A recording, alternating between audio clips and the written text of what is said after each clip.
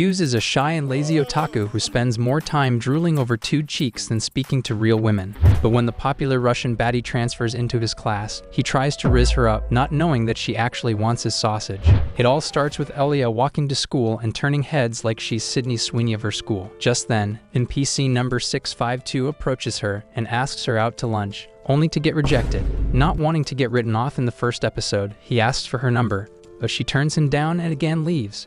Once she arrives in class, every guy turns to look at her, except for Q's, who's just sleeping on the desk.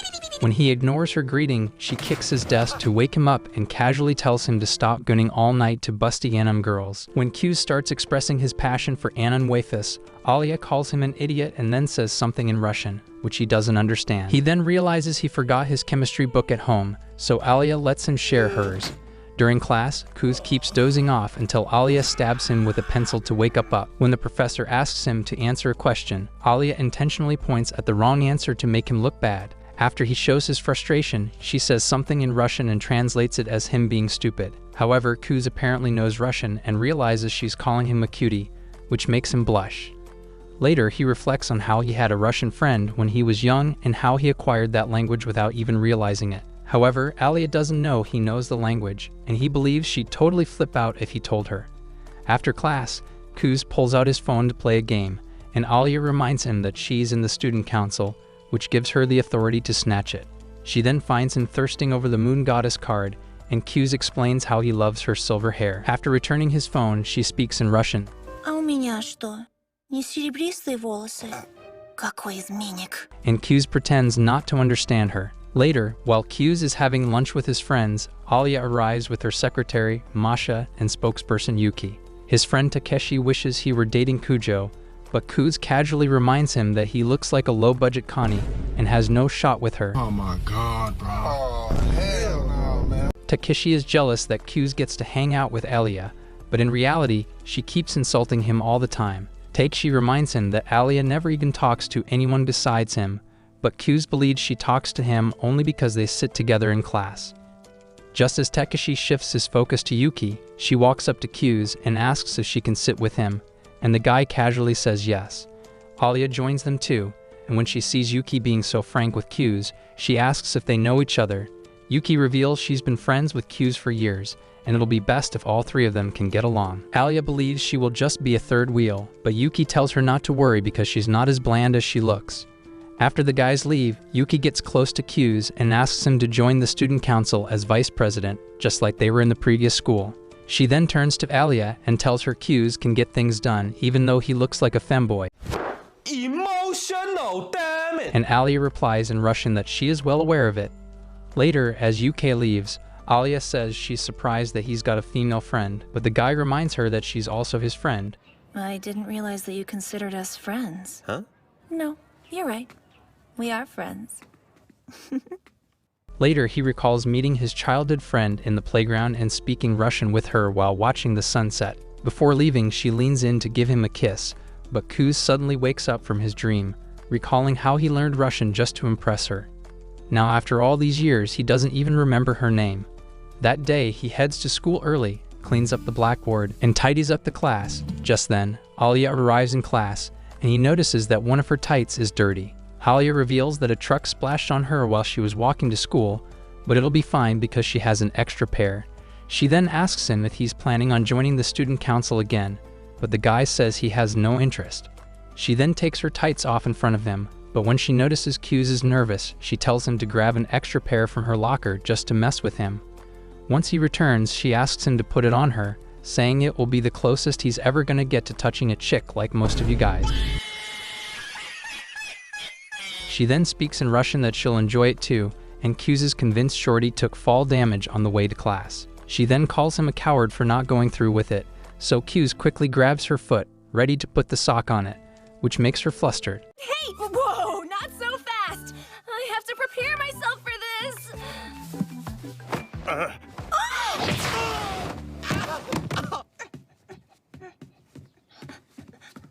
For the whole day, Alia keeps avoiding him until he stops her in the hallway and apologizes for the mishap. Alia says it's fine and apologizes for kicking him, but the guy accidentally blurts out that he got a peek into her promised land. Much to her embarrassment, This time, she punches him in the face and spews out some slurs in Russian before running off. Q's runs after her to apologize, and after 10 minutes of subway surfers, they stop to catch their breath. Q's apologizes again and gives her her favorite drink as a peace offering. Alia accepts, and after taking a sip, she asks if he'd like one too in Russian. Q's gets flustered thinking it'll be an indirect kiss, but pretends he doesn't understand the language, which makes Alia blush. Later, Q's finds Yuki in the storeroom, and the two engage in a friendly banter until Alia shows up and ruins the fun. The girls then ask for his help in sorting out the room, starting with helping Yuki fetch a board game from the top shelf. As they begin talking about the game, Alia sternly tells them to move run legs instead of their mouths. She then speaks in Russian, asking Q's to give her attention too, and the guy tries his best to keep his composure. Meanwhile, Alia sits there with a smirk on her face, thinking Q's has no idea she's being a pick-me-thought. After they are done, Student Council President Kenzaki shows up and thanks Q's for the help. Q's is about to leave when Kenzaki offers to buy him dinner, and after Yuki reminds him that the only thing that welcomes him home is his doormat, he agrees to join them. At the restaurant, Kenzaki praises Q's for finishing fast, which is a problem he also faces in bed. Emotional, damn it! Yuki once again asks him to join the council because he's a natural, but he gently shuts her down. Kenzaki tempts him with the idea that he can get into a prestigious college because of it, but Q's has no interest in being successful. When he casually says Yuki will become the next president, Alia reveals she plans on taking the spot for herself, so they'll have an election. After eating up, Kenzaki and Yuki go one way, while Q's and Alia walk together, even when she claims she has no interest in walking with her. As he returns home, he finds his sister chilling on his couch, and she turns out to be none other than Yuki, who has been pretending to be his childhood friend in front of the whole school. The next day, she wakes him up with some love and affection, and after some teasing, she takes him to watch a movie with her. Following that, they head out to buy some summer clothes, and while they're there, they notice Alia spying on them. Yuki reveals she noticed Alia a while ago, but she pretended not to know because it's more fun that way. She then casually says hi to Alia, who acts as if she were passing by and didn't see them at all. Yuki invites Alia to lunch, and she and Q's deliberately start bickering in front of her, clearly trying to stir up a little jealousy. Yuki then mentions they're heading to a place known for insanely spicy ramen, and although Alia is caught off guard, she confidently says she can handle it. When they arrive, Alia's confidence wavers a bit, and she snaps at Q's when he casually tells her she can still back out. Inside, Yuki helps her understand the menu, and after ordering, Alia remarks that Yuki looks like a tomboy today. Yuki explains that she lost her uniform the night before and just borrowed her brother's outfit to get through the day. Alia immediately gives Q's a sharp look, demanding answers, but before he can explain, their food arrives faced with the fiery ramen. Alia hesitates but pushes herself to try it. Meanwhile, the siblings eat without breaking a sweat, while Alia starts sweating and tearing up almost instantly. When Yuki asks how the food is, Alia pretends she's totally fine, so Yuki hands her an even more vile cream. Determined to keep up appearances, she tries it only to cause a huge scene. Afterwards, while Yuki goes shopping, Kuz notices Alia looking completely wiped out and gets her some ice cream to help her feel better. As she eats, he casually asks why she wants to become student council president. Alia answers seriously, saying she wants to aim higher and push herself. Kuz teases her about not having a vice president yet, and she hints that she's hoping he'll take that spot. Before they head out, she asks if he wants to help her pick out some clothes, but Kuz hesitates, pointing out that people might start talking if they're seen together. In the end, he agrees to go with her, but Alia can't understand why he's being so nice to her. She believes he thinks she has no shot at winning the election and angrily storms into the changing room, hoping she can change his mind with her fashion sense. After changing into her new dress, she is excited to show it to Kuz but freezes when she considers the possibility that he might not react at all. However, when she steps out, Kuz says she looks gorgeous and he's one joint away from falling for her. Alia immediately goes back into the room and sits in disbelief, unable to process the fact that Kuz actually gave tooths about her. Unbeknownst to her, Kuz is feeling the exact same thing outside the room. Eventually, Alia calms down and realizes Kuz is quite confident, making her think it's all thanks to Yuki giving him sloppy toppies. She then comes out wearing a tomboy outfit like Yuki, and Kuz comments that it makes her look more hot than cute, causing her to blush. She then tries on various outfits and Kuz compliments every single one of them like he's paid to do so. Alia is over the moon and tests her luck by trying out an outfit that's a little spicy, but when she steps out of the room, she is embarrassed to find Yuki waiting for her. She then returns to the changing room and cowers in silence. As they take the train home, Yuki and Q's leave at their stop, but Alia is still embarrassed about what happened earlier. Just then, she questions why they both got off at the same station, but it's too late by then. Afterward, Alia heads home, where her sister Masha greets her with a cheerful hug, which annoys her. But Masha quickly notices Alia seems a little off and gently asks what's bothering her. Alia plays cool at first, but then explains the situation with Q's and his childhood friend. Masha realizes her dumb little sister gets worked up when it comes to Q's, and it is pretty obvious that she wants him to hit it from the back. Alia brushes it off and says they're just friends, but Masha pushes and asks if it comes with certain benefits. She then asks how she even became friends with Q's, given how she hates slackers. That's when Alia starts thinking back to 6 years ago in Russia, when her class had to split into teams for a school project with a prize for the best one. Alia was excited and took it way too seriously, even going into town to interview the florist and the butcher for her report. But when she got back, her group clearly didn't give two f's about the project.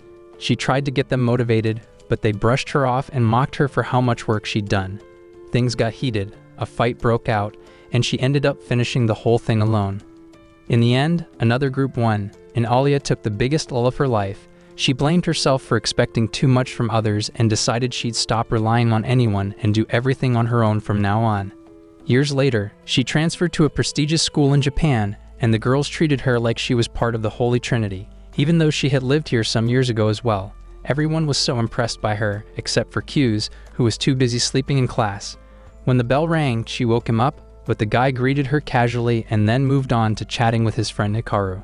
She observed him for the next few days and realized he was a clumsy, laid-back guy who was bad at sports and studies alike.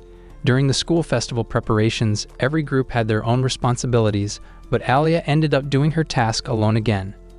During the process, she accidentally hurt herself multiple times until her fingers were covered in band-aids. Just then, Q's arrived and told her to go home and rest, saying others would help out tomorrow, but Alia refused to leave.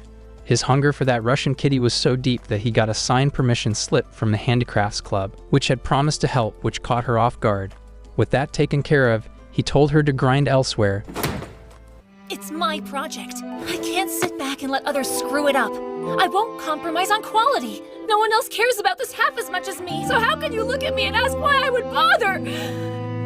Seeing her run out of words, the guy dropped an apology before she dropped him on the floor. Alia finally agreed to go home, but couldn't help wondering why Q's didn't leave her alone like the rest of them. The next day, Alia was surprised to see the boys actually step up and take the work seriously. Not only did they finish everything, but they also managed to have lots of fun in the process. When the festival started, everything went smoothly, and that night at the after party, Alia found Q's sitting alone and joined him. He asked why she wasn't dancing with one of her admirers, and she said she was too meek to dance with those necks. Q's then realized that her reputation precedes her, and she is really the ice queen of their school. Annoyed, she explained that she might look like a daddy's princess, but she had worked hard for everything and hates when people overlook that because of her background. Understanding her POV, Q's promised not to call her that again, which surprised her in a good way. She thanked him for helping her loosen up and enjoy the festival, and apologized for lashing out at him. Q's said it was fine, but Alia insisted on repaying him and asked what he wanted. He initially wanted her to put her mouth where his money is, but then decided it was too soon and asked for her nickname. She said everyone called her Cujo, but her nickname is Alia, so he asked if he could call her that. She asked what he got out of it, and the guy said it gave him bragging rights for being close to the class idol. Just then, her fan club showed up, and the boys started arguing over who would get the first dance with Alia. When she got overwhelmed, Q's suddenly grabbed her hand and told them she was taken, which stunned her so much her heart started pounding.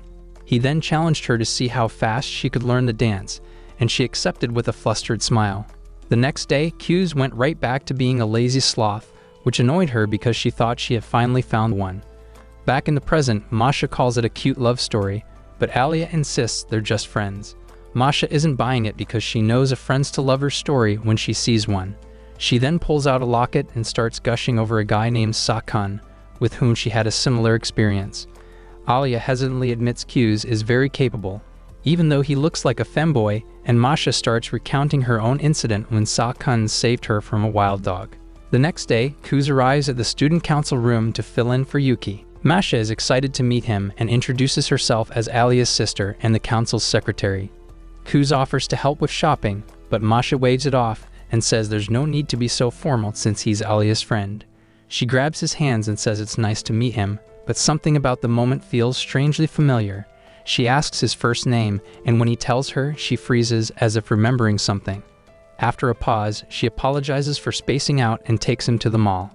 While out shopping for supplies, Masha gets distracted by a cute plushie and suggests getting one for each council member. However, Kuz knows Kenzaki won't be exactly thrilled and asks her to drop the idea.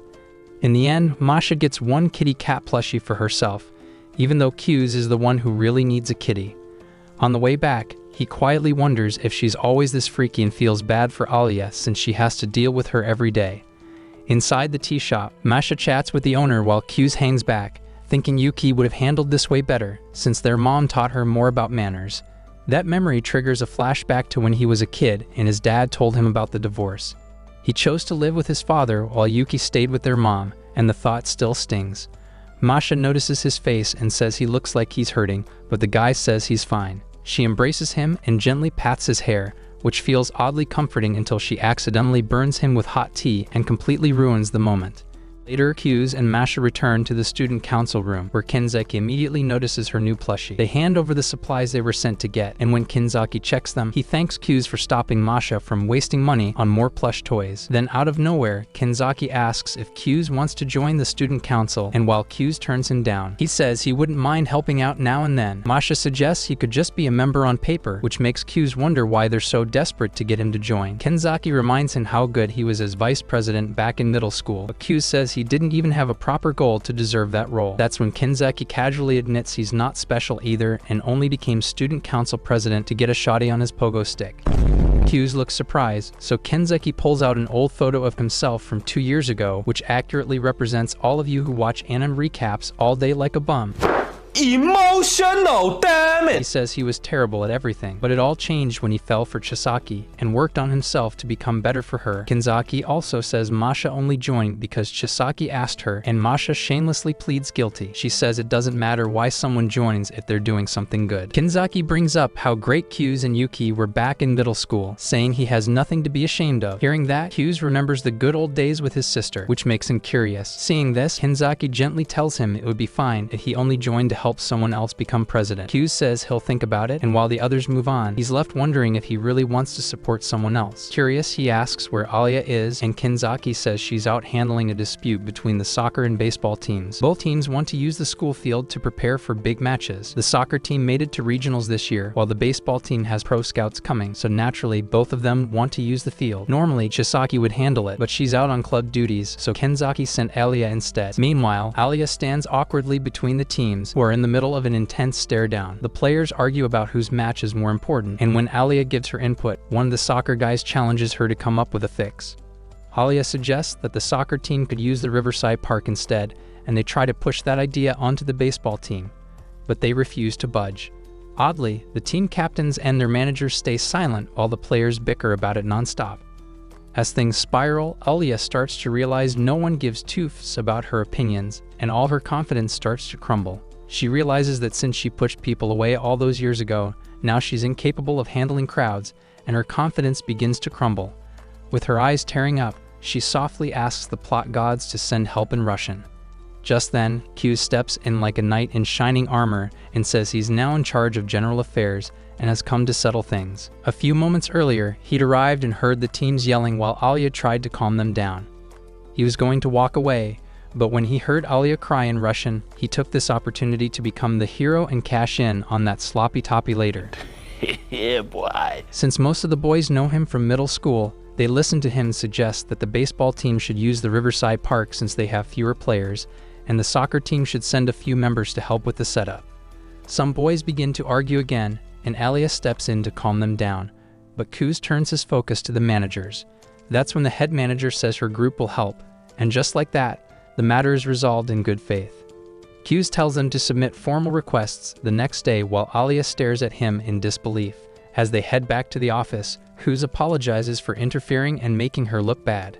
Alia brushes it off but asks how he knew his idea would work, given how angry both teams were. Alia also asks why he was staring at the soccer manager the whole time, and Kuz reveals she's dating the baseball team captain, who stayed quiet to avoid looking biased. Both of them wanted this matter solved, and Kuz knew she'd volunteer to help if he pushed the right button. Just then, Kenzaki shows up and asks how it went, and Alia says Kuz alone solved the issue. Kuz asks Kenzaki if he intentionally sent him there to convince him, and the guy pleads guilty. Kuz finally gives up and agrees to join the student council, but Alia doesn't seem too happy about it. Later, as Kuz and Alia walk home, he sighs and complains about how Kenzaki really got what he wanted from him. Alia asks if he only joined to support Yuki's campaign, and Kuz asks if she'd step down if he did. Alia quickly says no, making it clear she will become the president next, even if it means going against him. Kuz's hunger to taste her cookie is so high that he says he'll go against Yuki to make her president, and Alia looks shocked. He stretches out his hand and asks her to take it, which causes Alia to tear up, but her eyes aren't the only thing wet right now. Alia wipes her tears and takes his hand, and just like that, they become a team. But then Alia says something in Russian that triggers a memory in Kuz's mind, making him smile. Just then, he realizes she's squeezing his hand too hard, and she asks if he was thinking about Yuki even after promising to support her. And though Kuz tries to explain, Alia shuts him down with a slap across the face.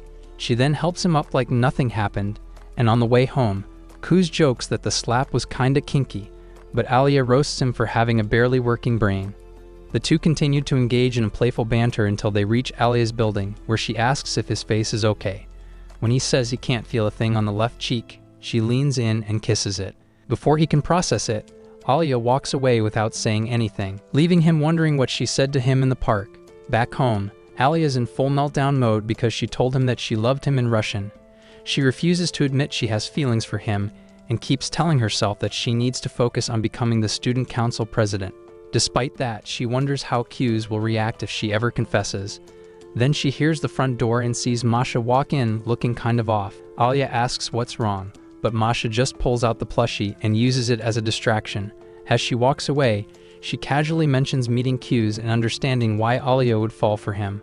Alia denies everything, but Masha advises her to confess before someone else steals him away. Meanwhile, Kuz feels a little embarrassed about lending out his hand, and he's also aware that she confessed to him in Russian. Initially, he thought she was a pick-me-thought, but today felt real and different. His mind shifts to a flashback of his parents demonstrating why arranged marriages don't work, and he tells himself that love is a waste of time, and it's not like he has any shawties lining up for him either. As he returns home, he finds Yuki's sandals outside and decides to check in on her, only to have a sweet home Alabama moment with her. He knows she did it on purpose to embarrass him and tries to leave, but Yuki stops him and says they finally unlock the dulk of walking in on each other in the bathroom, which is weirdly accomplishing for her. She says flashing the goods was her apology gift for dragging him into the student council, and Kuz plays along, saying it's much more exciting to sneak peek instead of experiencing the whole thing up front. After some more brain rot, the siblings head to the room where Kuz reveals he's now a member of the student council, but he'll be supporting Alia since she's probably his only chance of getting laid. Upon hearing this, Yuki starts acting like Alia stole her brother from her and frantically asks if her squeaky toys aren't enough to satisfy his hunger. She then tempts him by saying that her melons are much tastier than Alia's pineapples and even asks him to swipe her V-card. Damn! Only to recall he already did that many years ago. Kuz says he doesn't remember anything, which surprises Yuki and suddenly shifts her mood. In a low, somber voice, she says it happened when they crashed into each other during a game of tag, but Kuz quickly realizes she's just trying to gaslight him into believing her story. He recalls she could barely walk back then due to her bad asthma, which makes Yuki really happy because she has been super healthy for many years now. Kuz says he would tap if she behaved a little, but Yuki angrily tells him she behaves everywhere except here because she wants him to spoil her. She then hands him her hairbrush, and Kuz accepts his fate with a gentle smile, while brushing her hair. He apologizes for siding with Alia, but she says she understands that cookie always comes before family. He then assures her that he's not sick of her, and Yuki looks up with a cute face, saying she knows he loves her to death. With that, she decides to return to her room, but before leaving, she reminds him that they are rivals from now on. She also tells him that she's an easygoing person, so he can always come back to her if things don't work out with Alia. She then leaves the room, happy that Q's found someone who will finally take his V card, but she's also a little disappointed that it wasn't her. The next day, Q's wakes up on his own and asks himself why Yuki didn't wake him up. He wonders if she's sobbing in her room, but then realizes she's too nonchalant to care about such things. Just then, he steps off the bed and someone grabs his legs from underneath, which scares the nuts out of him. As it turns out, Yuki was hiding under his bed this whole time, clearly proud of her accomplishment. She then gets stuck under the bed and asks for Q's help, but the guy takes his sweet time punishing her for her pranks. At school, Alia seems impatient because Q's hasn't shown up yet and keeps watching the door, hoping he'll arrive soon. When the guy actually shows up, she suddenly acts like she doesn't care, only to get flustered upon looking at his face, which only a mother can love. As he gets seated, Hikaru and Takeshi invite him to karaoke because every slice of life anime has to have one, and the guy agrees to go with them. Meanwhile, Alia looks at his side profile and realizes he looks kinda dashing today, only to stop herself from thinking too much. She expects him to doze off during class, but when he stays up, she starts wondering if he's really working hard for her. During the volleyball game, Alia displays her athletic prowess while Q's gets knocked out when the ball hits him on the head. Soon after, she comes to check up on him and Q's says he's fine. However, she uses her hands to compare their temperatures, only to realize she has no idea what she's doing. Q's then gets a closer look at her gravity-defying pineapples and realizes they're even tastier than what Yuki claimed. Following that, she starts tying her hair back, and Q's realizes he's one of those basement-dwelling neckbeards who get off seeing armpits. He then questions if she's doing this on purpose to mess with him, which causes her inner voice to scream while his exterior looks calm and composed. After she's done, she leaves without saying much, and the guy follows her to the fountain where they quench their thirst. However, seeing her in that state quenches a different kind of thirst in Q's, and the guy gets so heated that he washes his entire head to cool off. Just then, Masha shows up and finds Q's looking at the sky, thanking the plot gods for inventing sports uniforms for women. Masha notices that he's soaking wet, and even when he says he's fine, she starts drying his hair off with a towel. As they engage in light flirting, Alia quickly grabs Q's arm and drags him back to the class, much to Masha's disappointment. As they walk away, she says goodbye to Q's goodbye, and the guy thanks her for the towel. Once they're out of sight, Q's expects Alia to scold him, but he's caught off guard when she shows concern about his head injury. Q's tells her he's fine, and when Alia tries checking for lumps, he backs off, clearly uncomfortable at this sudden change in her attitude. Recalling her kiss from last night, the guy nervously asks why she's being so nice to him, and Alia hesitantly says it's because he hasn't been himself while playing with her hair. To move on from this awkward conversation, Q's reveals he hasn't had breakfast today, which upsets her because she has been observing him all day over nothing. Seeing her face, Q's tells him about the law of equivalent exchange, which in his book says she must slap his right cheek too, or the universe will fall apart. Alia gets even more upset and walks away, cursing herself for thinking she was in love with this idiot. After class, he reminds her that they have a council meeting, but Alia doesn't respond and heads to the council room alone. Q's follows closely, realizing he might have crossed a line here. Just then, they notice guys from the baseball and soccer team running away from the council room, and Q steps in to find Chisaki inside with a kendo stick and a mean look on her face. Q decides it's not a good time and leaves, but Chisaki switches to her normal cheery self and apologizes, explaining she thought he was from the baseball team. She then reveals she was giving them a scolding for giving Elia trouble, but Q's believes the kendo stick was a little too much. Soon after, Masha walks in on some playful teasing between Chisaki and Kinzaki, and sees that these two are one step away from making a contribution to the human population. Seeing them being all lovey-dovey sparks a gossip between Q's and Alia, and as the two laugh together, Masha gently asks when they got close. Soon after, Yuki shows up, and Kinzaki officially starts the meeting. Q's then announces himself as the newest member of the council, and reveals he will be working side by side with Alia to make sure she becomes the new president. He also tells them that he's a die-hard otaku who doesn't shower for weeks like most of you, and that's all there is to know about his dull life. Kinzaki then asks him to follow the senior members of the group for now, and he's confident that even someone as dumb as him can adapt in no time. Just then, Yuki says she has to head to the art club, and since she needs to discuss the budget, she needs Alia to come with her.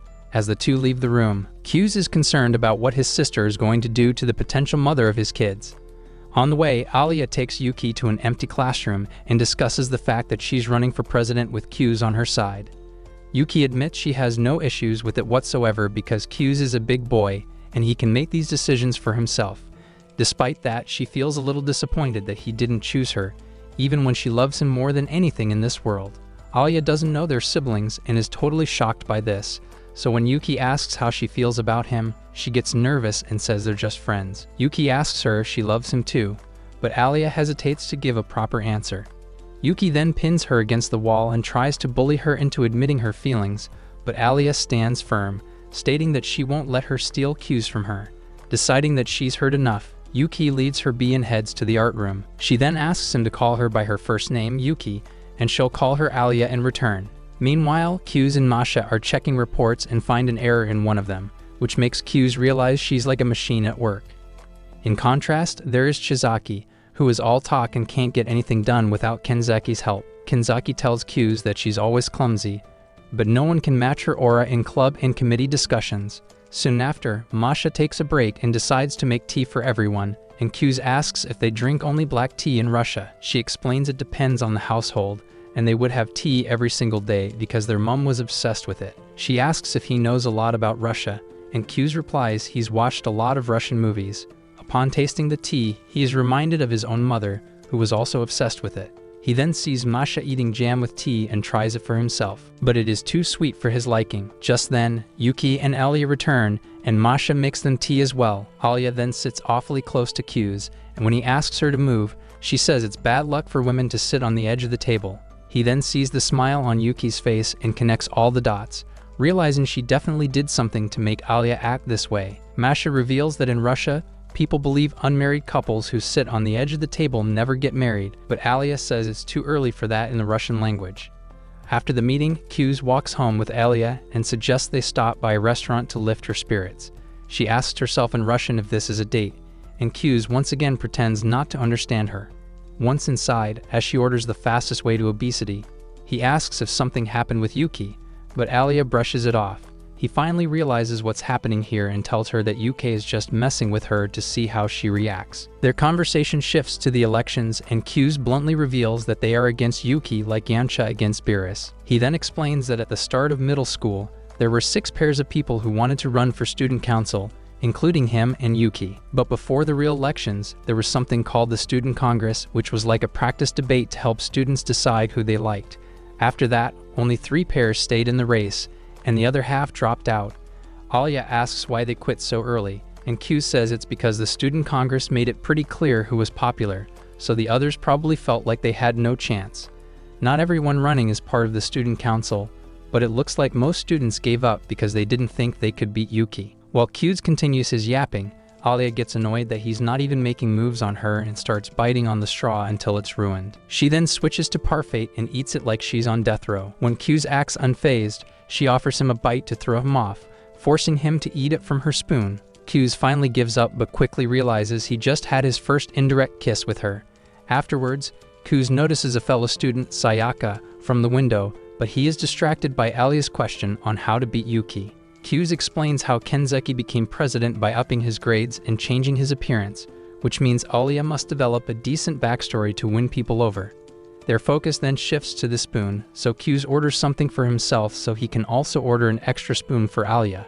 She mocks him for getting flustered over something so small, and Q asks if it's common practice to swap spit in Russia. Alia switches to Russian, saying she only ever did that with him, and he once again pretends not to understand anything. They continue discussing the upcoming elections, and Q suggests that Alia should give a sincere speech during the first term's closing ceremony to show everyone how serious she is. When she asks if he has any advice for writing it, Q simply tells her to be herself, assuring her that her presence alone is enough to win people over.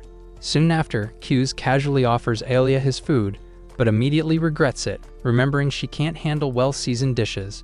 Still, Alia doesn't want to seem weak, so she insists on trying it. Wanting to mess with her a bit, Kuz gives her the most heated bite. She takes it, but as soon as the heat hits her, she calls him a jerk in Russian for torching her mouth. While walking home, Alia brings up the election again and asks Kuz who Yuki is planning to pair up with. Kuz says Yuki shouldn't have any trouble since she's really popular, but then suddenly remembers a specific girl, Sayaka, and admits that it could be bad if Yuki chooses her. Curious, Alia asks who she is, and Q explains that Sayaka was the runner-up in their middle school elections and probably still holds a grudge. The following day, UK introduces a new member of the student council, Ayano from Class 1C. As soon as Q's sees her, he's visibly taken aback. She's been assigned to handle general affairs alongside him, and from the way they react to each other, it's clear there's some unsettled history between them. Later, as Q's takes a stroll, Ayana suddenly appears behind him and asks him to follow her. With an expressionless face, she asks if he is going to support Alia in the elections, and when he says yes, she reveals her master has expressed his displeasure with these turns of events. His maternal grandfather is pissed that he not only abandoned the family name, but is now causing problems to his sister. But Q's has nothing to do with the old geezer. Ayano then expresses her disappointment as she never thought he'd do anything to hurt Yuki. But Q's assures her he has no such intentions. Ayano asks if he's doing this so Alia would let him hit it from the back, and Q says it's got nothing to do with that. He then tells Ayano that if that old man has a problem with him, he should tell him to his face. And no matter what happens, he will always love Yuki as she's the most important person in the whole world for him. With that, Ayano leaves him be, and the guy believes he's lost all respect in her eyes. Later, Takeshi shows Q's a magazine featuring Your Mom and Friends and asks him to play Smash or Pass with them. When he chooses to smash one of the models, Hikaru comments that she looks like Masha, but Q's completely denies any resemblance. While holding the magazine, he also tells them that Masha has a boyfriend, and Takeshi wonders when he started addressing her by her nickname. Just then, Alia shows up behind him, sees the magazine, and drops some slurs in Russian before telling him to keep his goon material at home. He tells her it belongs to Takeshi, so Alia goes to her seat without saying anything. Takeshi then asks if he's ever thought about tapping Yuki, and Q says no because he wants a girlfriend who can also be her best friend. Alia, in Russian, asks him if she fits the criteria, but he pretends not to understand her and says his girlfriend should also have a cute smile. Takeshi and Hikaru second him, saying girls with a cold attitude are a turn-off, and Alia takes it personally. Q's tells them to be careful or they might bring Ice Queen's wrath upon them, but Alia once again switches to Russian and says she doesn't give two f's cause she's got an army of simps. To make her feel better, Takeshi says personality doesn't matter when someone's as smoking hot as Alia, which upsets her because it implies she has no personality, which is true. Meanwhile, Ayana meets Yuki and tells her that she's satisfied with Q's as he's still the same guy she idolized. She also tells her that Q's is not even afraid of the master, and his stance was so many that it made her feel unspeakable things in her loins. Yuki, clearly uncomfortable, asks if she's developed feelings for Q's, and Ayana replies that even though her kitty is some dire need of some playtime, she has no romantic feelings for Ayano. She also tells Yuki that to Q's, she is the most important person in the world, which excites her so much that she has to hold herself back from screaming her lungs out. Yuki then asks her how things are looking among her peers, and she reveals that most of them are ready to vote for her, and barely anyone has even noticed Alia. This excites Yuki because she really wants Q's to find a way to turn this situation. She admits it's an honor to go against the prodigy of the Suo family, and this might be the only thing she can beat Q's in. Later, the girls get together to play cards, and Yuki demonstrates her social skills by winning over a bluff, which clearly annoys Alia. Meanwhile, Q's, Kenzaki, and Shisaki watch them play, and Shisaki comments that Alia is too easy to read. Kenzaki comments that even though Alia appears ice cold, she's a nervous wreck, and while her elder sister Masha always appears calm and collected. Just then, Ayano pours them drinks, and when Kenzaki asks why she's acting as a maid, she reveals that's her job with the Suo family. Even though her parents no longer serve the Suo family, she took that role after their grandparents because she admires them a lot. She also admires Q's and is about to slip, but then changes the story because Q's is keeping his family tree hidden. Later, she apologizes to Q's for the slip-up,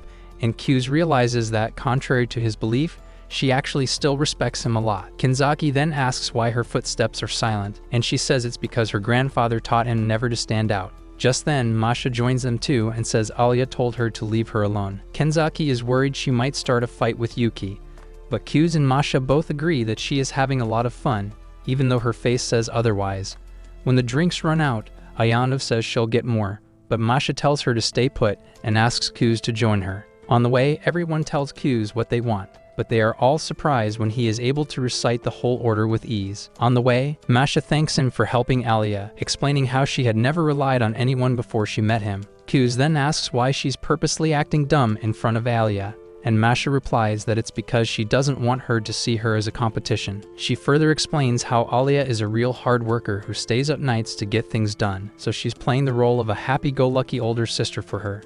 While they get drinks, she says she's worried about Alia because it is natural for siblings to compare and compete with each other. Q's puts himself in the same situation and realizes she never feels jealous of Yuki because she never shies away from showing love and admiration to him. He questions if she's also playing dumb for his sake, but then concludes that she's wired to be a cringy otaku like you guys. Q's praises Masha for being so caring towards Alia, and when she tells her to keep it a secret, Q says Alia won't believe him even if he tells her. Masha then says they're the same because he also plays dumb, but Q says it's a defense mechanism, so no one relies on her. Hearing this, Masha gives him head pats and praises him for being a good boy, which makes him blush. He doesn't understand what it is, but every time he's around Masha, he ends up being his true self. Meanwhile, Alia is stopped by Sayaka, who wants a moment of her time. They head outside, where Sayaka calls her classless for going up against Yuki by stealing her running mate. Soon after, the crowd starts to gather, and Sayaka accuses her of trying to sabotage Yuki because it makes no sense why she would choose a slacker as her running mate. Q's notices the tussle and rushes to the scene, where Alia explains the situation to him. The guy tries to control the situation, but Sayaka is convinced something shady is going on here. Nonetheless, Yuki has accepted Q's decision, so he asks Sayaka to apologize to Alia. However, she challenges him to a student congress, but Alia steps in, saying she will have to go through her first before she gets to Q's. Sayaka accepts her challenge and vows to take them both down at the same time. Later, Kenzaki notices that Sayaka has chosen a very odd topic for the Congress, but Kuz mentions it is targeted towards him since he's not very popular among the teachers. He asks them if they really want to do this, and Alia says she has to because she made them look like clowns in front of the whole school. On top of that, it is a golden opportunity for them to introduce themselves to the school ahead of elections. Later, the two of them get together to discuss strategies and come up with counters to potential arguments.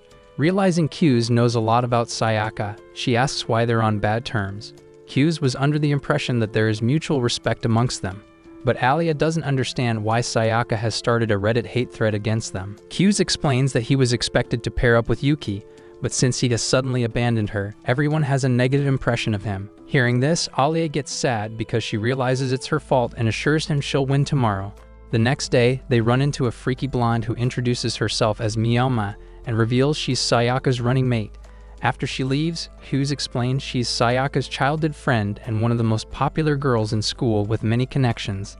Later, Alia arrives in the hall filled to the brim with students, and when she begins losing confidence, Hughes asks if they bounce when she runs to divert her attention. He then advises her not to go for perfection and to be herself, and they'll be fine even if things don't go their way.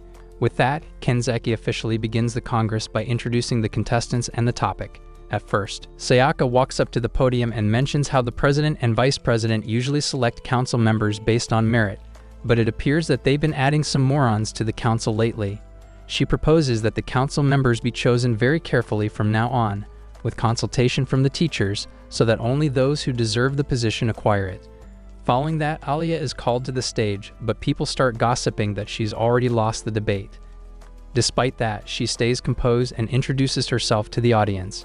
She then counters the argument by saying that if the teachers are to be involved in the council, it would take the power away from the president and the vice president, which is unfair because they are chosen by popular vote.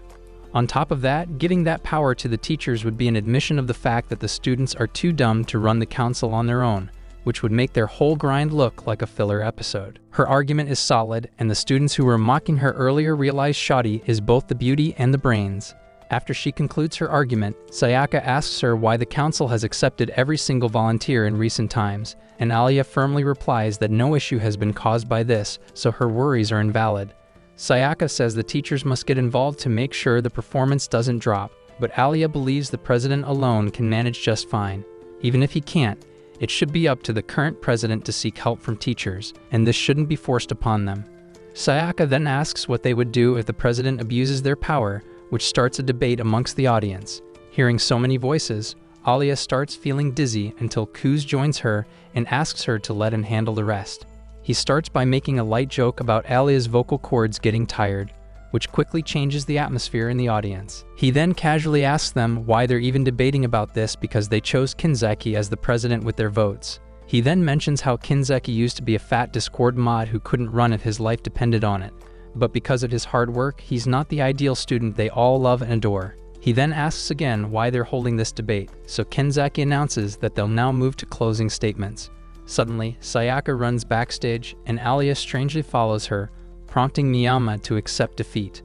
With that, the motion is withdrawn, and Alia and Q's come out victorious. Meanwhile, Sayaka reflects on how Q's and Yuki appeared to be the perfect duo who had each other's backs at all times. This allowed her to accept defeat. But when Q's paired up with Alia, she felt betrayed. As she's running off faster than a redneck virgin, Alia catches up to her and grabs her hand. Sayaka immediately breaks down, and Alia gently tells her to vent out as much as she wants. Soon after, Miyamai shows up with a smile and tells Alia to let her handle things. As Alia leaves, she says she doesn't even know why Kyuj chose her over Yuki, but now that he has, she will do her best to make sure he's not let down. Meanwhile, Yuki says Kyuj went super easy on Sayaka because she would have game-ended herself if he went all out. However, she believes her final boss persona will trample over Kyuj in the elections, and she'll surely become president. However, Ayano explains how characters who usually act like bosses end up taking the L, much to Yuki's frustration. Later, Alia meets up with Kyuj and promises that she will prove her worth to everyone. She then asks why he's supporting her, and Kyuj starts telling her sob story, explaining how he only used to run with Yuki for her sake. But now that he's farmed some aura, he wants to run for the role on his own, and she is his own choice instead of a competition with Yuki. He then asks why she's running with him, and Yuki replies in Russian with a gentle smile. The guy pretends not to understand, and she tells him to walk home with her. Later that night, Yuki has dinner with her maternal grandfather, who brings up the debate Kyuj had with Sayaka and asks how it went. When Yuki tells him it was a wild and entertaining showdown, her grandfather reminds her that she's not allowed to lose to anyone, especially not to a bum like Kyuj. He starts ranting about how smart Kyuj is, but says that intelligence comes with responsibility, and since Kyuj threw his duties away, it's now up to Yuki to beat him and carry that weight instead. After dinner, Yuki's mom casually asks if she and Kyuj are still on good terms, and Yuki quickly reassures her that everything is fine between them. When Yuki returns to her room, she asks Ayano if there's a way to lift her mood, and without hesitation, Ayano lets Yuki motorboat her melons, which surprisingly does the trick.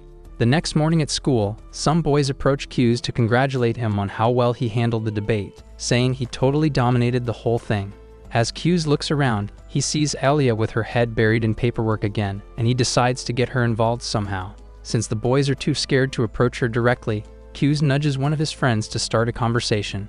The boy casually asks Alia if the entire debate performance was something she had planned in advance, but Alia replies that it was all improvised.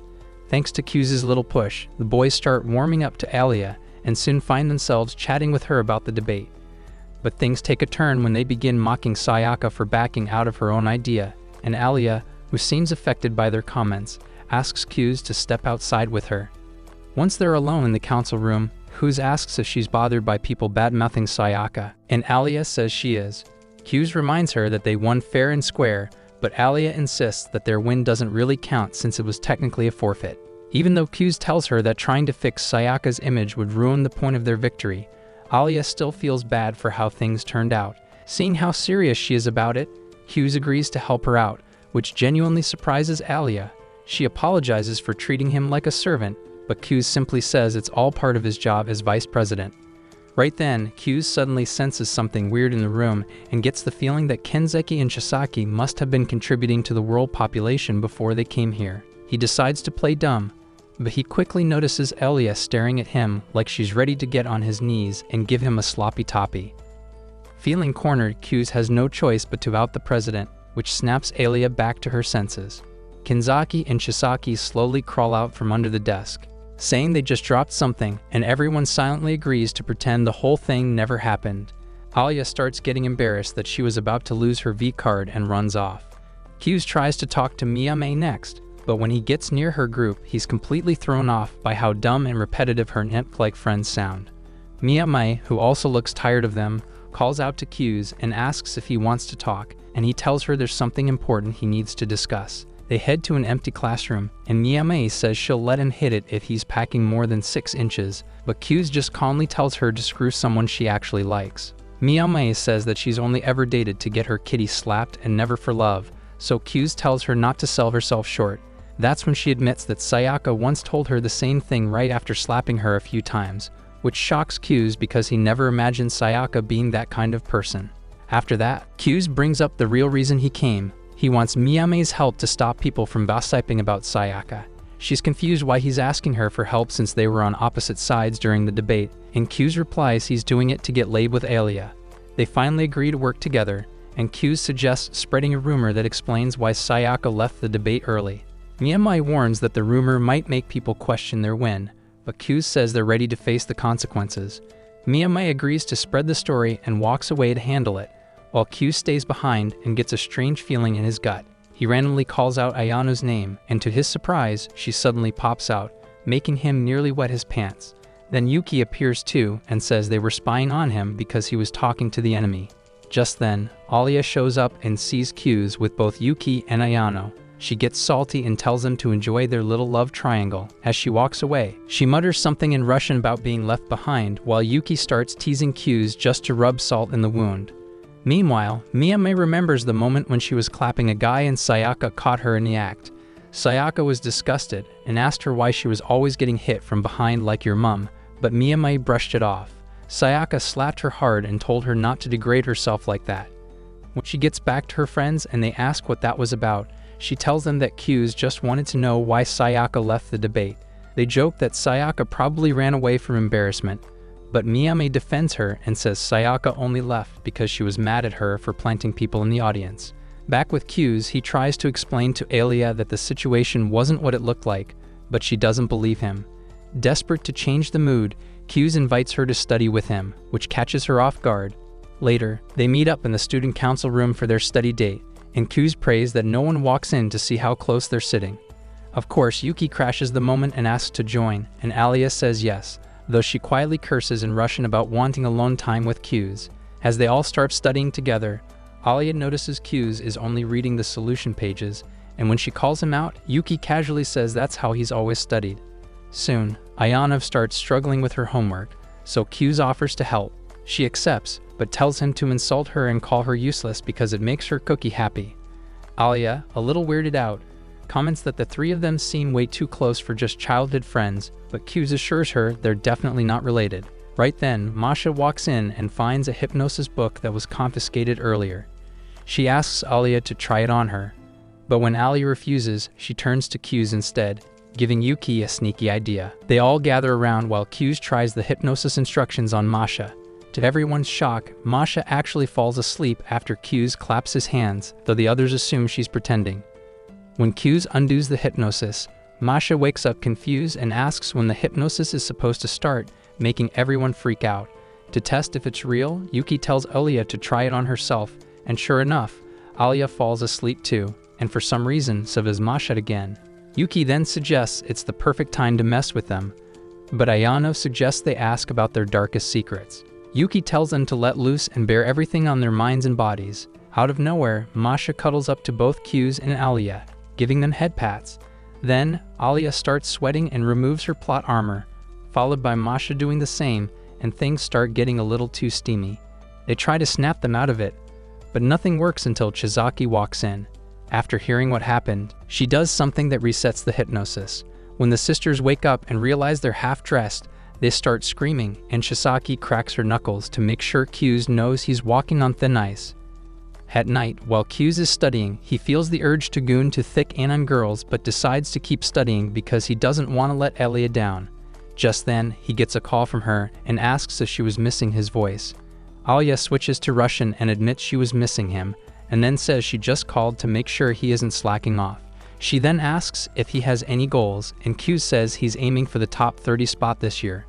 Alia says if he hits the goal, she'll let him hit it from the back, but if he fails, she'll be the one giving him back shots. The two start talking about other things, such as Alia's birthday, which Q strangely remembers from the day she introduced herself to the class. He then tells her his own birthday and says it's already passed before ending the call.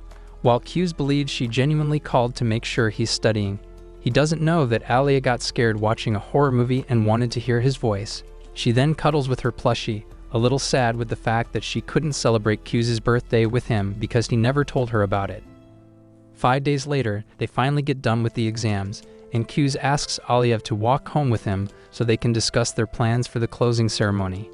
On the way, Q's realizes something's wrong because Aliyah hasn't said anything in Russian for a while. He asks her why she's acting strange, and Aliyah is flattered by the fact that he cares enough to notice. Q's casually says they're partners, so Aliyah finally admits she's upset because he didn't invite her to his birthday party. Q says he never had a party to begin with, but Aliyah refuses to believe it. Turns out, the guy never had a birthday party since he was in diapers, but Aliyah says missing out on someone's birthday party in Russia means you're cutting ties with that friend. When Q starts teasing her for getting desperate, Aliyah gets annoyed, but he makes it up by suggesting they celebrate it now because he doesn't want to cut ties with her. The next day, Q waits for her at the park, and she shows up looking like a main course. As they take a stroll, Q notices that everyone is eyeing Aliyah like she's a celebrity, and she asks him to just ignore these people. She also mentions how she's approached by so many guys when she goes outside, so Q decides to act like her boyfriend, which makes her flustered. Aliyah switches to Russian and says this is her first date ever, which surprises Q because she's also a virgin like y'all. Q then proudly takes her to his favorite steakhouse, but Aliyah says she's come here many times with her family. Once inside, Q explains how the ceremony would play out, adding that the audience will only applaud for those they want to vote for. This means less popular candidates might face a pin-drop silence, and it's nearly impossible for anyone to get a reaction like Yuki would. They don't need to outshine her in popularity right now because their plan is only to bridge the gap between them and her. He also suggests getting a speech after Yuki, so they will have a counter to her points that might make her look bad. Q says they can also play mind games on Yuki and Ayano, but drops it because he knows she's not okay with it. He also believes Yuki will not resort to such tactics either, unlike Miyame, who planted people in the audience. Q then reveals she spread the rumor herself to stop people from bullying Sayaka, and Aliyah thanks him for doing what she asked him to do. When Q starts blushing, she calls him a cutie, which catches him off guard because she's not even hiding it in Russian. She then tries to feed him with her own hands, and Q goes for the butt to confuse her. However, she starts eating with the same fork right after, making him realize she's really unfazed. After they finish the meal, she gives him a mug as a birthday gift, and Q immediately realizes it's one of those couple mugs that come in pairs. Aliyah is amused and replies that she has the other one at home, which makes him blush. Seeing him smile makes him realize that she's got him by the balls today, so he decides to surrender to her will. Later, they gather in the student council room to wait for the PIM, where Kenzeki proposes they make new uniforms for the summer. Everyone loves the idea, and the lovebirds start giving each other credit for it. Masha then serves the tea to everyone, but Q notices she's still a little freaked out from the hypnosis incident. To make her feel relaxed, he offers to help her clean the cups and uses that chance to apologize to her. Masha nervously asks if she did anything funny while she was hypnotized, and Q reveals that all she did was give him head pats. She then asks if he got a glimpse of her underworld, and Q admits he did because it was right in his face. She begins pulling his cheeks to punish him, and Q admits to himself that Masha is pretty cute. Just then, she gets a call from her mom, and Q tells him to take it as he can handle the rest on his own. When he returns with the cups, Yuki mysteriously says they're finally all alone in the room, but Q doesn't pay much attention to her. Then all of a sudden, she clings to him and begs him to give her more attention. She then gets upset thinking he was getting his rod polished by Aliyah and starts crying on the table before he can answer. She then demands that he spoil her, and Q hesitantly does as asked. He then gets a call from his paternal grandfather and goes outside only to see him dressed up as a Russian mafia boss. As they sit together and wait for the PIM, Aliyah comes out, and the old man goes crazy because he's obsessed with Europeans. While Q holds him down, Aliyah's mom shows up too and introduces herself as a Kimi. Upon seeing Q, she realizes he's a gentleman and reveals Aliyah has told her a lot of good things about him. He gets distracted for 1 second, which allows his grandpa to slip away and ask Aliyah if she'd like to marry Q. Q quickly handles the situation, but now even Akimi is asking Aliyah if she plans on marrying Q or not. After the PEM, his grandfather asks him more about Aliyah, but before he can get to it, he sees his mother, Yumi, attending the meeting with Yuki, which triggers his pissed. He recalls rushing to her mother to show her that he got a perfect score, but his mother left him with an insincere compliment. He even learned to play piano to impress her, but Yumi treated him like pineapple on pizza. The guy refused to give up and practiced even harder, but Yumi told him to stop it, much to his shock. At present, Q's wakes up and realizes he's caught a cold. Soon after, Alia shows up at his place with meds because Yuki asked her to nurse him back to health. Q's is in no mood to get a sloppy toppy, so he tries to get rid of her, but Alia says she promised Yuki she won't leave him alone. However, she admits in Russian that she's lying, so he invites her in.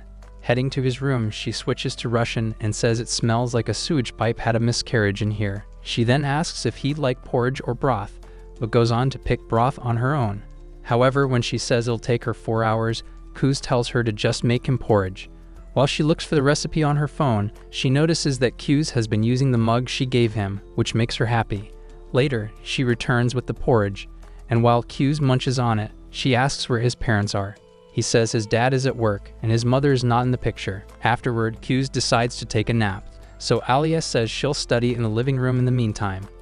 The guy then wakes up at 8, expecting Alia to be gone, but finds her and Ayano in a staring contest. As soon as Ayano sees him, she makes him lean on her, claiming it is part of her maid duties. Alia argues she's Yuki's maid, not Q's, so Alia reveals she was ordered by Yuki to take care of him. She then asks Alia to head home and let her handle things from here, which naturally frustrates her. She also reminds her that she has an important day tomorrow, but when Q's inquires about it, they both brush it off. After she leaves, Ayano brings him dinner, followed by his meds. Q's then hits the bed again, but Ayano insists he let her wipe him off before he sleeps. When he gets tucked in, she even offers to keep him warm, but he orders her to let him be, after which she finally leaves. The next day, Q's wakes up late and finds Ayano engaged in her maid duties. He asks why she skipped school, and she replies that his health is far more important than her grades. Since he's feeling much better, Ayano brings him lunch and his meds, but he notices something strange about the tablets. He asks Ayano to bring him the box and realizes it contains a sleep-inducing agent. He suspects Yuki gave him these meds so he would skip school, which immediately tells him something is going on here. Rushing to school, he finds some guys gossiping about Yuki and Alia and realizes his sister has already made her move. He quickly joins Alia in the class to ask what happened, and Alia apologizes to him, saying she's messed up and wasted all of his hard work. She then explains that Yuki met her yesterday and asked her to take care of Q's because she has something else to do. She also asked if she'd like to appear as a guest on the pop broadcast tomorrow and talk about her victory over Sayaka. But Alia turned her down because she wanted to move on from that topic. Hearing this, Yuki closed in on her and promised not to bring Sayaka up, insisting that she still joined. However, as soon as she agreed, Yuki switched to her villain mode and asked Alia why she was so laid back when she was in danger from all 4 sides. She also explained that since Q's is out sick, she will use this opportunity to defame Alia as much as possible to ensure she wins the elections. Alia remained composed and told her she'd take on whatever she throws at her, so Yuki told her to be prepared tomorrow. Alia was expecting a strong back and forth between them, but as soon as they sat in the room, Yuki begged for an apology, which shocked her. Yuki explained how her passion for this role made her into something she isn't, so much so that she started scheming against a friend. Alia was confused and told her not to worry about it, and Yuki then went on to explain why she wants to become the president. She told her how she once had a younger brother who was a prodigy in their family, but now that he's gone, she is expected to fill in his shoes. This catches Alia by surprise, and she starts questioning her own motives. Just then, Yuki tells her it's time to start the broadcast, but Yuki was so shocked by what she heard that she could barely speak, which brings them to the present. Alia starts tearing up because she thinks it's all lost, but Q's explains how this was all part of Yuki's plan to shake her. She had no intention of winning the votes using this broadcast because most of the students had left by that time. After hearing this, Alia finally relaxes and thanks Q's, but when she looks at him, he sees him smirking like a mafia boss who's about to steal your girl, even though you don't have any. Q's then admits he hasn't felt this excited about anything in a long time, and Alia says in Russian that he looks absolutely bangable right now. Later, Alia says she was out of words when Yuki asked her why she wanted to become president, but Yuki had a sobbing story to tell. Alia believes her reasons are selfish when compared to Yuki's, but Q's assertively tells her that no one gives a flying frick about her intentions because her personality alone is enough to captivate people. Seeing him react so strongly, Alia bursts into a laugh and says it looks like Q's is confessing his love for her, much to his frustration.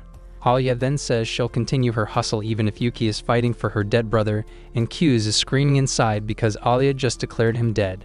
Just then, Miyame and Sayaka arrive, and the latter apologizes for how she acted earlier upon her defeat. Q says she didn't beat her since it was a forfeit, but Sayaka knows she was really beaten and decides to admit defeat on the PA broadcast. However, Q suggests if she repays Alia's kindness by supporting their campaign. Sayaka agrees, and Q happily declares that they now have a solid chance at beating Yuki. Alia spends the evening practicing her speech in front of Q, who watches her closely and tells her she did a great job. But Alia still doesn't seem convinced, and when Q reminds her she's done this before, she quietly points out that the audience is going to be much bigger this time. Q tells her not to worry and just focus on getting her message across, but Alia says it's not just about the message because she wants to become the class clown like him. Q explains that it mostly comes from experience, but when he sees she's not buying it, he shares a little trick to help break the ice. Alia is surprised it's such a simple idea and agrees to try it. Just then, Yuki and Ayano walk in, and Yuki immediately asks why Q looks like he's about to poop his pants. Q quickly fires back, saying Yuki's mask is starting to crack, and tells Alia not to fall for her usual act. Yuki jokes about whether Alia is disappointed in her, but Alia stays cool and asks if Yuki is serious about staying friends even after she humiliates him in front of the whole school. Yuki nods, and Alia says she's looking forward to it. She adds she plans to explain exactly why she wants to be student council president tomorrow, and Yuki chuckles at how direct she is.